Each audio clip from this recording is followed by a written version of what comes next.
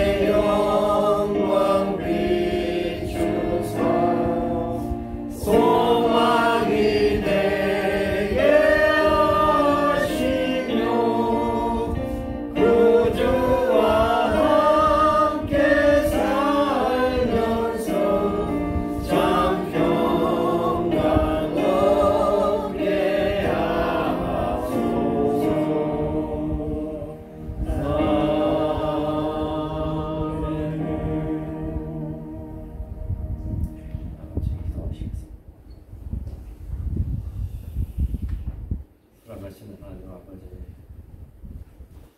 오늘 주님의 부활절을 맞이하여 이렇게 주님 앞에 예배를 하여 감사하고 감사합니다.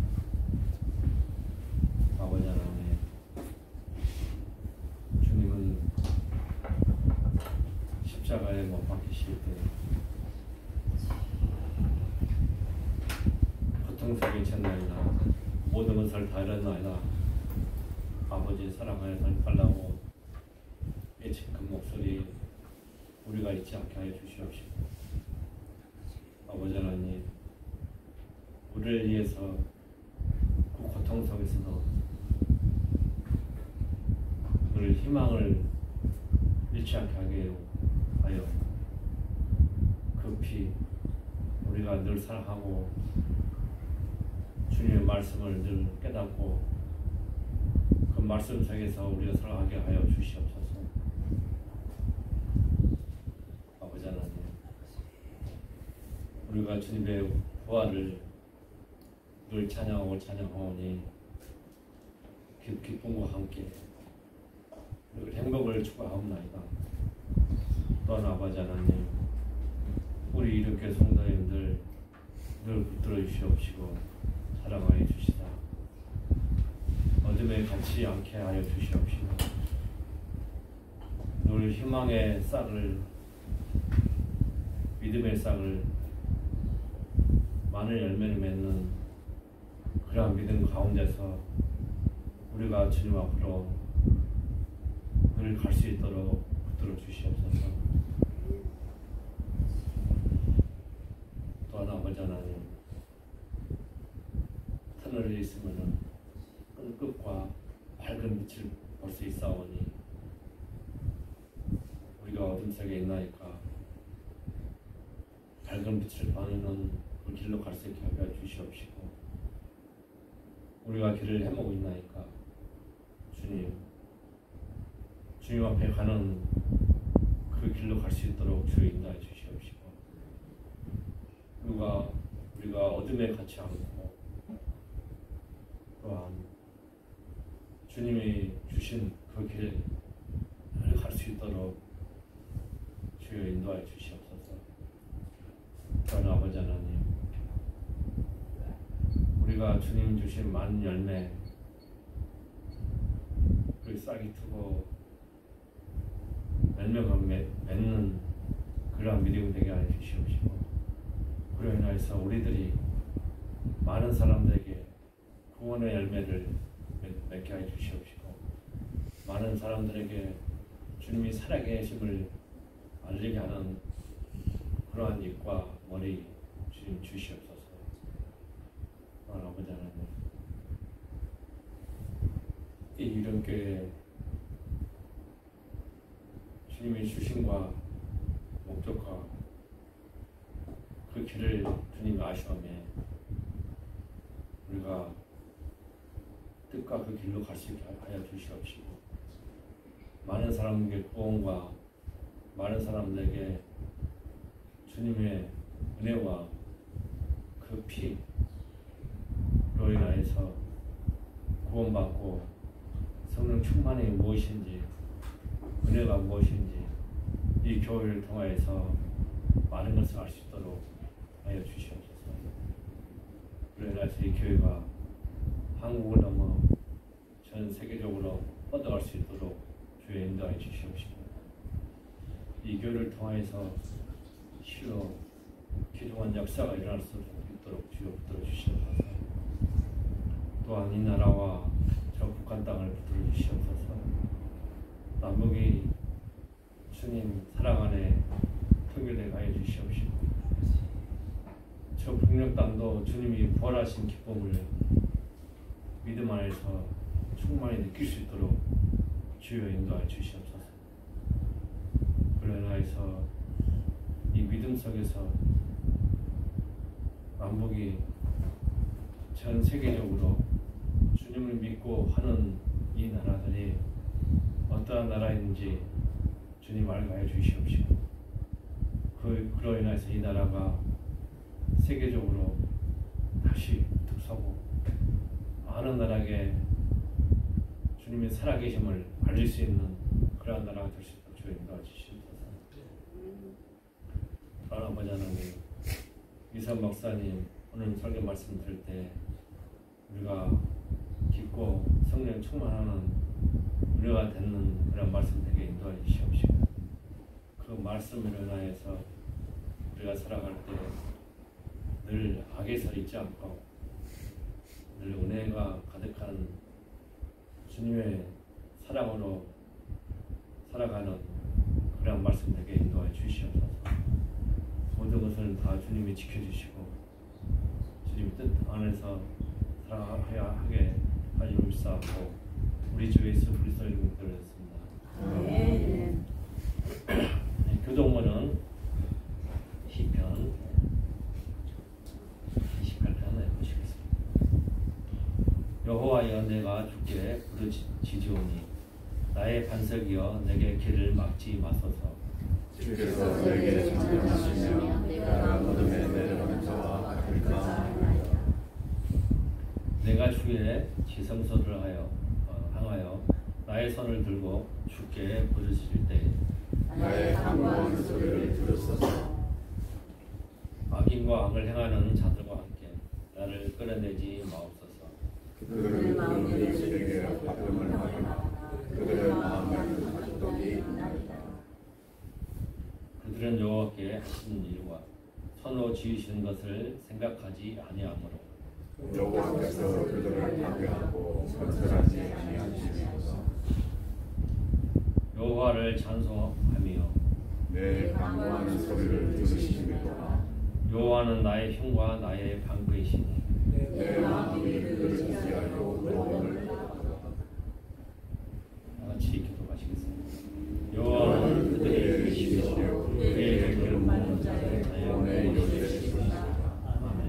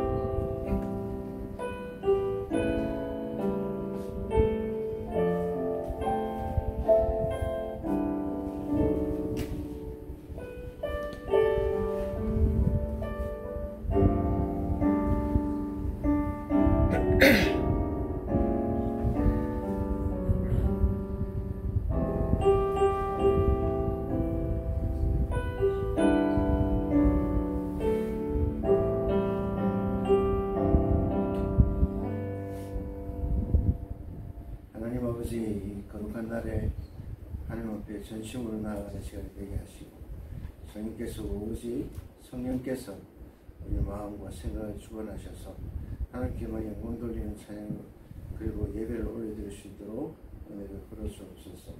예수 그리스도의 이름으로 기도합니다.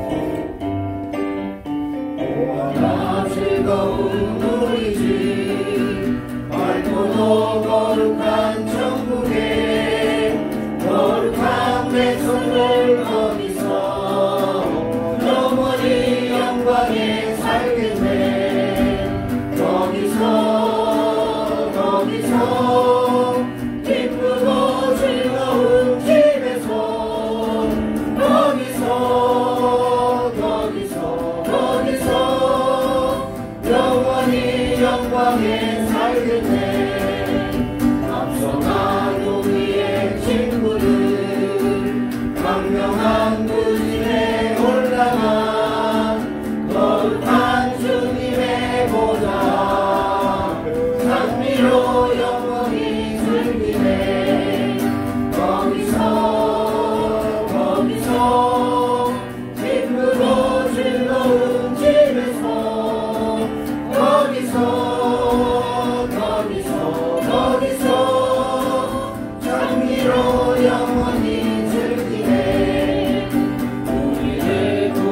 주님도 거룩한 주님에 계시니 우리도 이 세상 떠날 때에 주님과 영원히 살겠네. 거기서 기쁘고 즐거운 집에서 거기서 주님과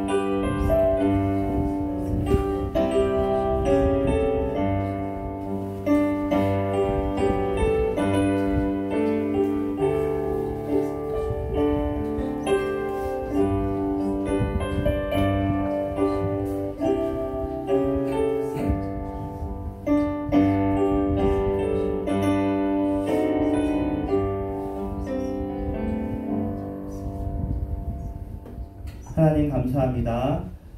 이 시간 2025년도 부활절로 하나님께 나아갑니다. 성찬식으로 성도들이 하나됨을 그리고 주님과 한몸임을 기억하고 기념할 때 박도를 인용을 하겠습니다.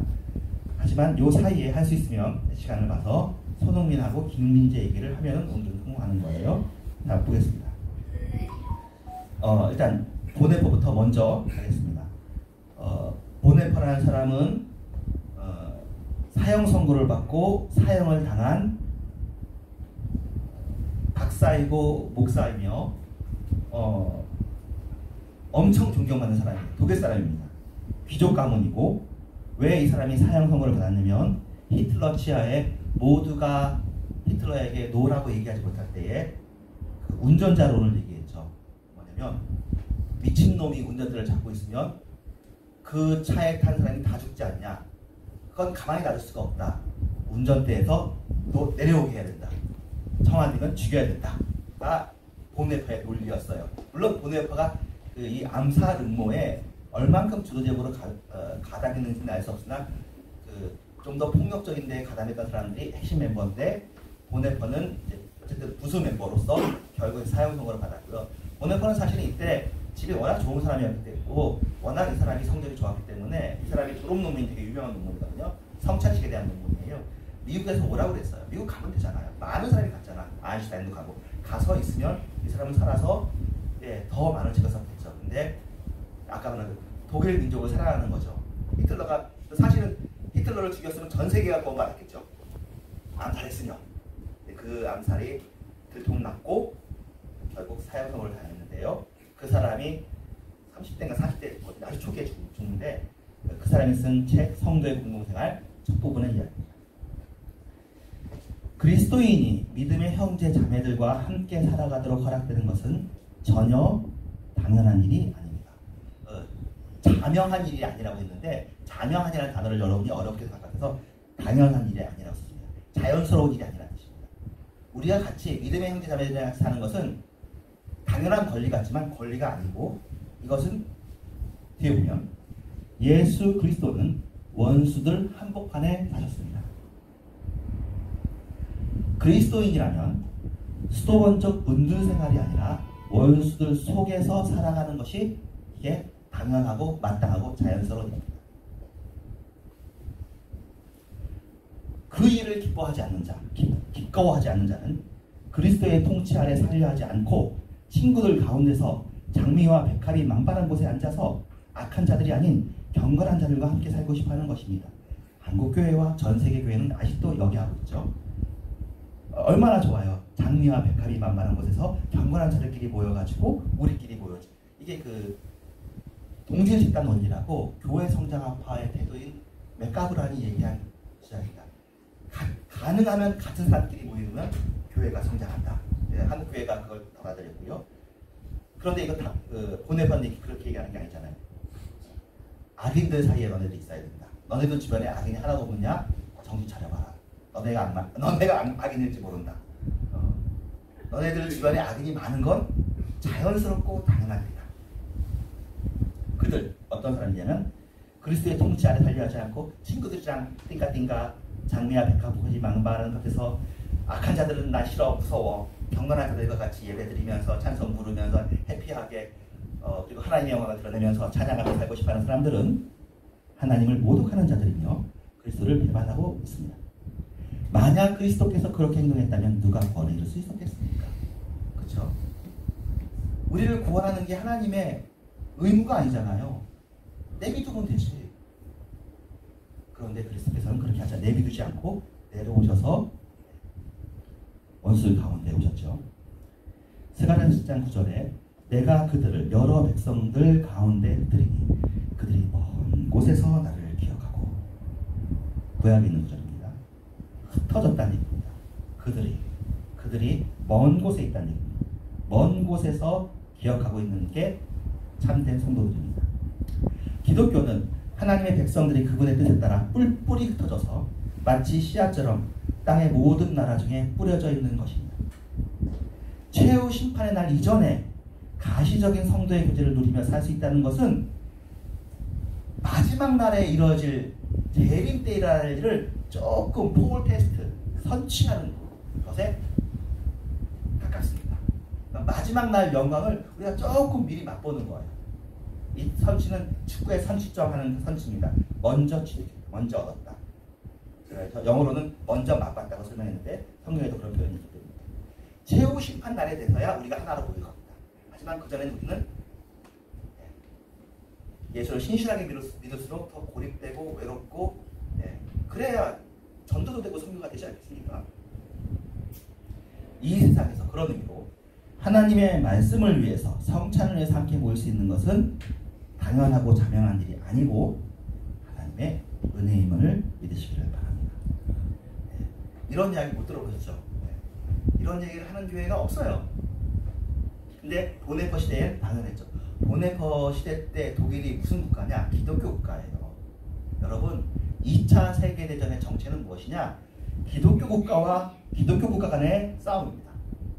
독일 루터파 국가, 러시아 종교 국가, 프랑스는 가톨릭, 영국은 개신교, 그러니까 개신교 장로교와 성공회 다 예수 믿는 사람, 예수 안 믿는 사람들이 하나도 없어.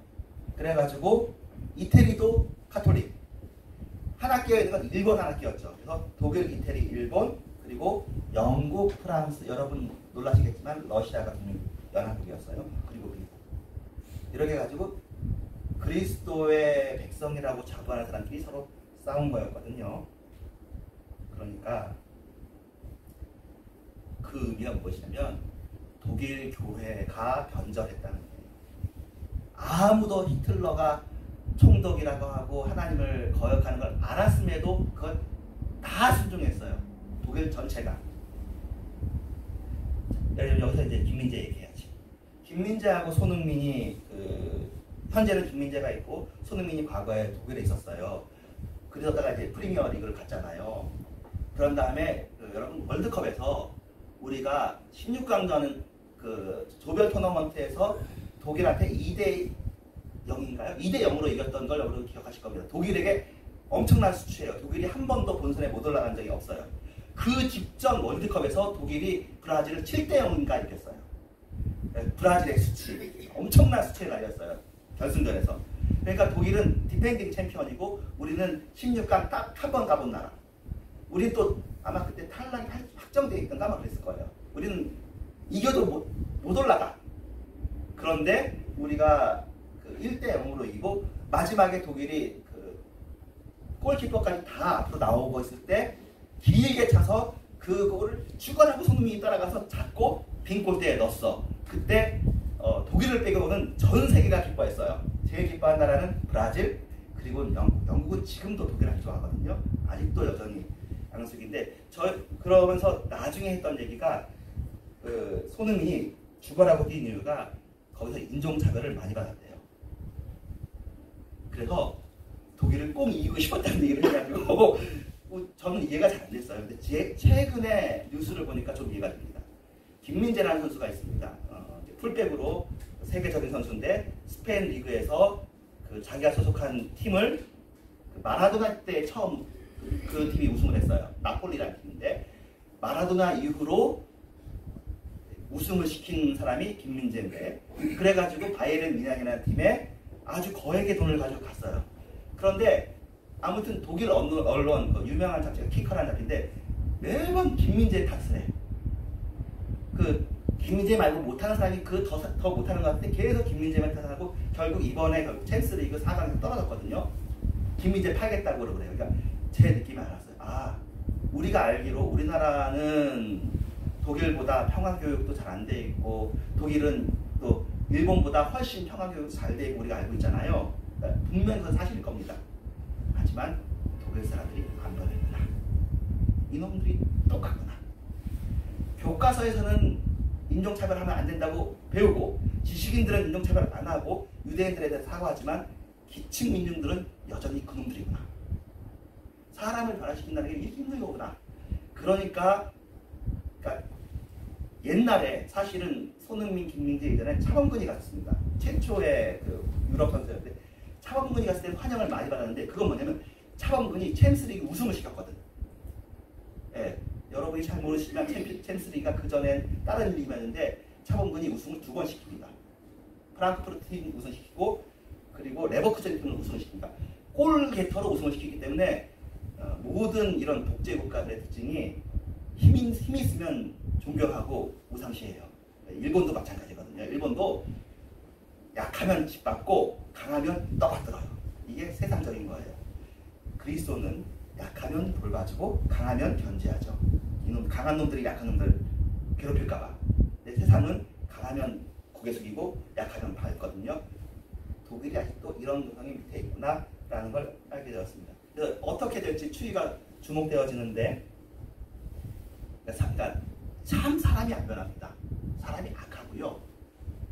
그 겉으로 교육을 받고 그리고 제가 또 배운 나중에 알아내는 것 중에 하나가 독일이 지금 현재 시스템으로 평화 교육을 한 것은 2차 세계대전의 종전이 1945년에 종전되거든요. 여러분 다 아는 그 원자폭탄과 함께 떨어지고 히틀러가 죽으면 게 1945년입니다.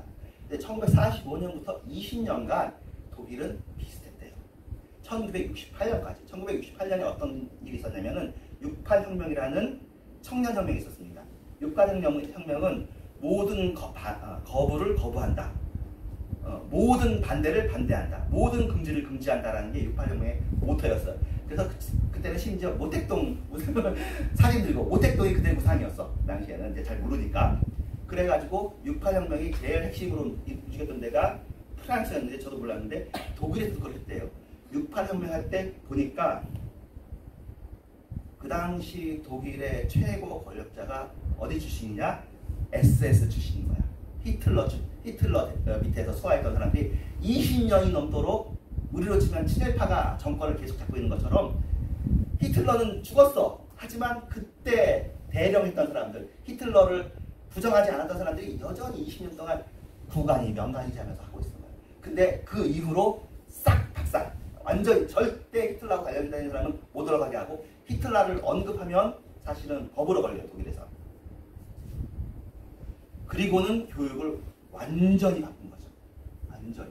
그래서 겉으로는 지금 우리가 아는 평화교육에 그리고 또 사죄하는 독일이 되었지만 축구하는 사람들, 이 사람들은 또 못 배우기도 하고 또 감정적이잖아요. 그런 사람들은 여전히 동양인들에 대해서 눈짓고 인종차별을 하고 그럴 것이다. 그런 것입니다. 자, 그런 면에서 그건 독일에만 그러냐, 우리나라는 안 그러냐? 네. 우리나라 인종차별 심합니다. 그렇죠, 여러분? 우리나라는 백인들한테는 친절하고 흑인들한테는 멸시적이며 동남아인들을 차별하는 말 안 해도 다 아시는 그런 게 우리한테 있다. 겉으로는 안 하지만 이거 바뀌어야 됩니다. 자, 이제 본문으로 들어가겠습니다. 오늘 본문은 적대 세력이 성전 건축을 방해하는 이야기입니다. 우리도 너희와 함께서 건축하게 해달라고 요구했습니다. 그리고 하나님께 제사를 드리고 싶다고 말했습니다. 그들의 의도가 무엇인지는 정확하지 않습니다. 하지만 긍정적으로 들립니다. 그들은 이미 그곳에 살고 있던 사람들이고 함께 건축하면 쉽게 건축할 수 있었을 것입니다. 그런데 거절했습니다. 이들은 사마리아 중심으로 살고 있었던 사람들이고 하나님을 예배한다 하지만 실제로는 혼합주의였습니다. 그래서 자신의 신과 하나님을 함께 예배했고요. 그래서 그들이 믿는 하나님과 이스라엘이 믿는 하나님은 달랐습니다. 그래서 결코 성전을 같이 사용할 수 없었습니다. 이스라엘이 성전을 건축하는 것은 바사왕 고레스의 침략에 따른 것이기도 했고 그들은 자신들이 홀로 건축하는 것이 정치적으로 합당하다고 주장했습니다. 문제는 이들이 함께 건축하자는 제안을 이스라엘이 거절하자 기다리고 도왔을 수 있잖아요. 그럼 건축을 같이 하지 않지만 우리가 우호적으로 해줄게 했으면 이들이 좋았을 텐데. 그러면 그들의 의도를 처음부터 좋은 의도였구나 라고 할 텐데 철저하게 방해하는 세력으로 이들이 등장합니다. 에스라와 느헤미야에 나오는데요. 이스라엘은 지금 약한 상태고 주변 지역의 사람들의 제안에 고민도 했을 텐데 이들의 제안은 싸우자는 것도 아니고 돕는 것이고 부수는 것이 아니라 세우는 것이기 때문에 그런데 6절부터 23절에는 이후에 계속해서 이루어진 그들의 고소 사건과 반대의 역사를 다룹니다. 그러면서 반대 이야기가 나온 김에 이후에 있어질 반대 역사까지 함께 이야기하고 있습니다. 4장 6절 아수에로가 즉위할 때 그들이 상고했다 이거예요. 성전 건축이 방해하는 시대부터 51년이 지난 시점입니다. 지금 에스라 시대부터 51년이 지날 때까지도 줄기차게 반대했다는 거죠. 아닥사스대 때 또 반대해서 아닥사스대에게 진술했습니다. 73년이 지날 때까지 이스라엘은 성전을 건축하려고 합니다. 그런데 반대가 있습니다. 성전 건축은 귀한 일입니다. 하나님께서 거하시는 곳을 건축하는 일인 것이니 반대가 없는 것이 더 좋고, 반대가 있으면 반대하는 자들은 천벌받아가지고 그 반대가 사그라들면 좋을 것 같습니다. 그런데 그렇지 않습니다. 반대가 그 중요했습니다. 예, 하나님이 살아계시면 이러면 안 되잖아요. 네, 아까 봤듯이 하나님이 살아계시니까 이런 거예요. 하나님이 살아계시면 반대자가 없다라고 하는 것은 번영신학의 왜곡된 시각입니다. 신실하게 믿어도 반대자가 여전히 흥황하는 것, 그렇지만 그럼에도 불구하고 하나님을 끝까지 신실하게 믿고 그것을 감당해내는 것, 할 수 있으면, 제가 좀 아쉬운 건 이때 이들이 사마리아인들을 품었으면 더 좋았을 텐데 이 당시에 이걸 못했고 결국 예수님 때까지 이게 가죠. 예수님 때까지 사마리아와 유대인은 원수가 되고 예수님 때에 가서야 이게 화해가 되거든요. 이때부터 이제 그 사마리아 원수 사건이 이때 시작된 겁니다. 에스라와 느헤미야가 바사왕으로 있었던 아닥사스 왕을 섬기던 때 이야기입니다. 성전 건축 반대자들의 이야기를 하면서 성벽 건축의 반대도 말합니다. 91년 차이가 나는데요. 그래서 성전 건축에 어떤 반대가 일어나는지를 설명하기 위해서 에스라는 성벽 재건 반대 이야기를 하고 있습니다. 이 말의 의미는 에스라가 쓰고 있는 거는 91년 전 얘기를 쓰고 있다는 거예요. 91년 전 돌아왔을 때 이야기를 쓰면서 자기 때도 반대하고 있다, 그 얘기를 쓰고 있습니다. 그럼 이건 쓰는 얘기는 뭐예요? 반대가 있어도 참고 포기하지 말고 계속하자. 그들은 그럴 것이고, 하지만 하나님께서 우리가 멸망하지 않게, 우리가 성전도 건축하게 하지 않았냐, 성벽도 건축하자, 그런 도를 얘기하는 거죠. 이제 왕은 아시옵소서. 만일 이 성읍을 건축하고 저 성곽을 완성하면 처음 우리가 다시는 조공과 관세와 통행세를 바치지 아니하리니 왕들에게 손해가 될 것입니다 라고 그들이 아주 합리적으로 또 경제적으로 고발을 했습니다. 세금은 통치수단이죠. 돈이 있어야 통치할 수 있잖아요. 반대자들은 자신의 주장에 근거를 위해서 마음 아픈 말을 덧붙였습니다. 왕은 조상들의 사기를 살펴보시면 그 사기에서 이 성읍은 폐역한 성읍이라, 예루살렘을 말한다. 예루살렘을 재건하면 안 된다는 거예요. 예루살렘은 예로부터 항상 반역하는 일을 행하여서 왕들과 각도의 손해가 된 것을 아실지라 이 성읍이 무너짐도 이때입니다. 예루살렘이 멸망한 건 이스라엘 사람들에게 참 아픈 일이었습니다. 자기들 조상들의 불순종 때문에 망했는데 그것을 대적들이 찌르는 거예요. 너네 망했잖아. 너네 불순종해서 망했잖아. 뭘 또 다시 지으려고 해. 근데 틀린 말이죠. 망한 것은 하나님이 허락했지만 다시 지으라는 것도 지금 하나님이 허락하신 거잖아요. 그러니까 절반은 맞는 얘기를 하고 이쪽 절반은 자기들의 이익을 위해서 거짓을 말하는 거죠.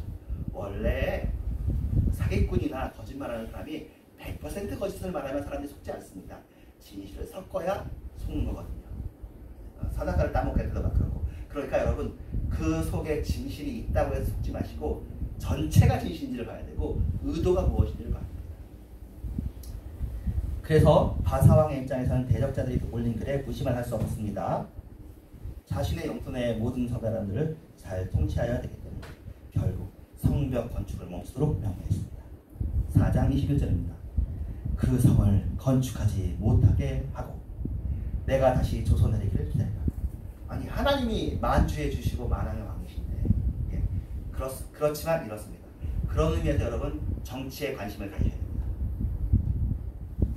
교회와 정치는 분리되어 있지만 여러분은 세상을 판단할 분들입니다. 여러분들이 만왕의 왕이신 예수님의 사람이라는 건 여러분이 왕이라는 거거든요. 여러분은 전부 다 왕이에요.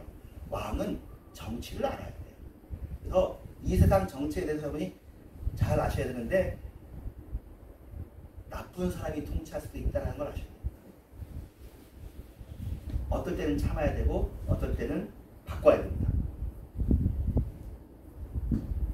반대자가 승리할 때가 있습니다. 그들이 만물을 통치하는 하나님의 백성을 반대하는데도 승리하고 있습니다. 자, 이 승리는 궁극적인 승리인가요? 아니죠. 일시적인 승리죠. 그러니까 우리가 일희일비하지 하지 말고 버텨야죠. 잠시 저도 궁극적으로 예수가 이길 것이며 하나님이 이길 것입니다. 하나님을 믿는 사람들이 성도가 이길 것입니다. 아까 보네퍼가 말했던 흩어져 있던, 왜 흩어져 있다고 했어요? 씨앗이기 때문에. 씨앗을 한 곳에 모아놓으면 안 되거든요. 씨앗을 100개를 귀찮아. 땅 하나 파가지고 100개를 다시 었어. 나무인데 그러면 나무 하나도 제대로 못 자라요. 100개 심어야 된다고요. 그래서 여러분들 각각 어느 초등학교에, 중학교에, 고등학교에 별로 예수 좋은 사람도 없는데 심어가지고 여러분들이 좋은 나무가 되면 그 나무까지 새들이 기쁘도록 그렇게 하는 게 하나님의 나라거든요. 하나님께서 모든 사람을 통치하시며 살아가는데 대적자들이 승리할 수 있습니까? 일시적으로 승리할 수 있습니다. 현상적으로 승리할 수 있습니다. 그러나 절망하면 안 됩니다. 그건 바보죠. 그거는 현상에 속는 겁니다. 현상이란 말 아세요? 눈에 보이는 거. 눈에는 이긴 것처럼 보이지만 실제는 그렇지 않습니다.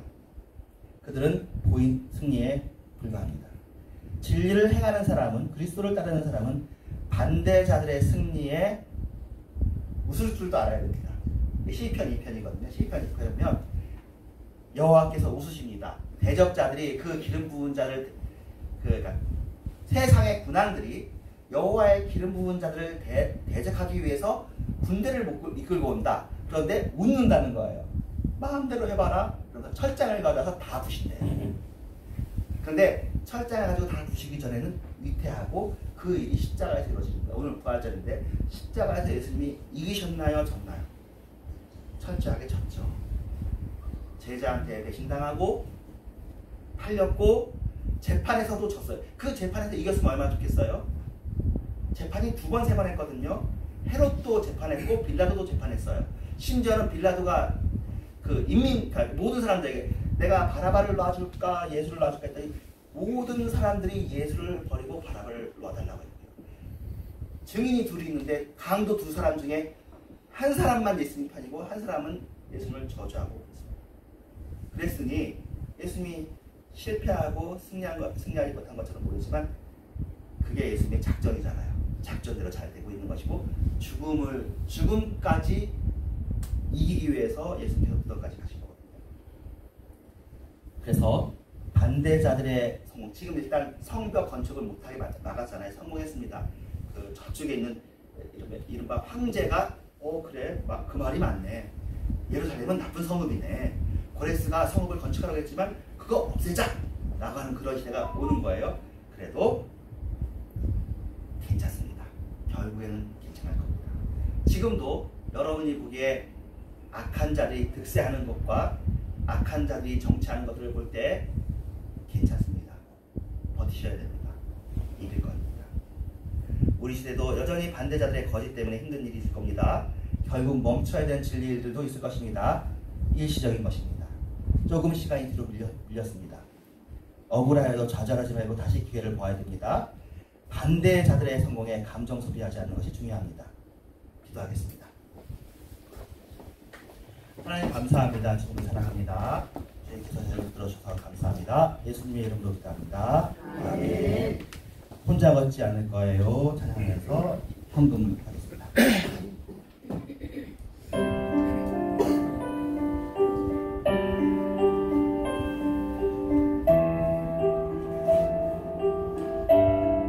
네, 이게 요새 실시행 1등이에요.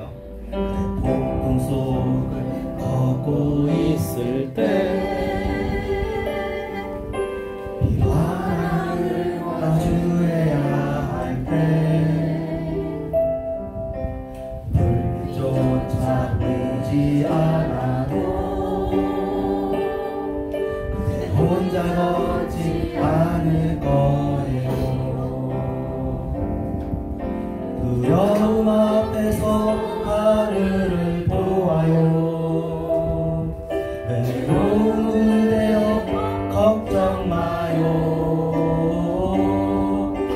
꿈꾸는 그 길을 또 걷고 걸어요. 그대 혼자 걷지 않을 거예요. 그대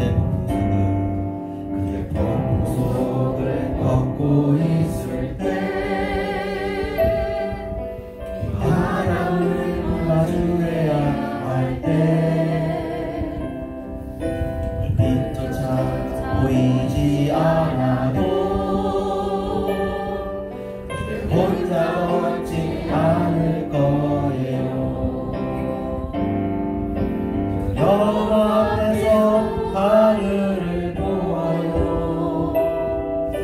외로운 그대여 걱정 마요. 꿈꾸는 그 길을 또 걷고 걸어요. 그대 혼자 걷지 않을 거예요. 하나님 감사합니다. 주님께 헌금을 드립니다. 주님 우리의 마음을 주님께서 받으시고 주님께서 마음껏 사용하여 주시옵소서. 예수님의 이름으로 기도합니다. 아멘. 너희 이렇게 기도하라. 하늘에 계신 주님 아버지여, 우리 그렇게 받으시오며 하나님의 주시며 뜻이 하늘에서 같이 땅에서 이루어지지라. 오늘 날 위해 주시옵시고 우리가 우리 죄진 자를 사하신 것 같이 우리 죄를 사하여 주시고 우리 시험에 하지 말게 하시며 다만 안에서 구하소서. 내게 나라와 권세와 아버지의 영원히 있사옵나이다. 아멘. 때가 찰 지금은 교회 말에 신 예수 그리스도의 은혜와 하나님의 사랑과 성령님의 역사하심이 이런 교회 위에 있을지어다. 아멘.